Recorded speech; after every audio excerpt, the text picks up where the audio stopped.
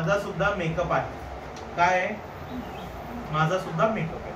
तर मेकअप कशाला म्हणायचं हे एकदा तुम्हाला कळलं तर तुम्ही क्लासमध्ये कशाला येणार आहात हे तुम्हाला कळलं. तुम्ही नुसतंच येऊन बसाल रोज. ठीक आहे.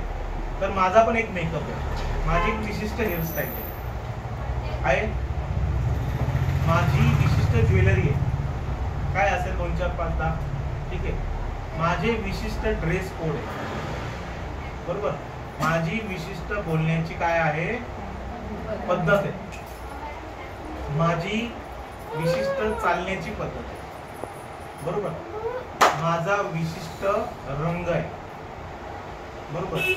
आणि हाच माझा काय मेकअप. माझा मेकअप कोणाचा आहे तर ट्रेनरचा आहे, शिक्षकाचा आहे.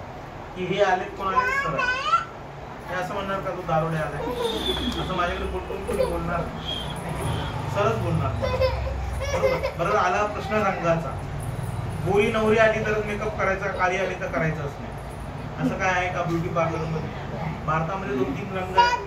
गोरा रंग आहे, काळा रंग आहे, कृष्णवर्णीय आहे. सगळ्यांना आपल्याला मेकअप करावा लागणार आहे. म्हणजेच रंग कोणता आहे हा महत्वाचा नाहीये. त्या व्यक्तीमध्ये आपल्याला काय करायचं आहे बदल करायचा. त्याच्या दिसण्यात, वागण्यात, बोलण्यात, त्याच्या ज्वेलरीत, त्याच्या हेअरस्टाईलमध्ये, त्याच्या चालण्यात त्याला म्हणणार आपण मेकअप. आता मला सांगा मी जर एकदम घाणेरडे कपडे, मळलेले कपडे घालून बॉटल चालतानाचा वेडा वापरा चालत आलो असतो माझं लेक्चर कोणी ऐकलं असतं का? असतं. कारण मी कोण आहे दारोडे.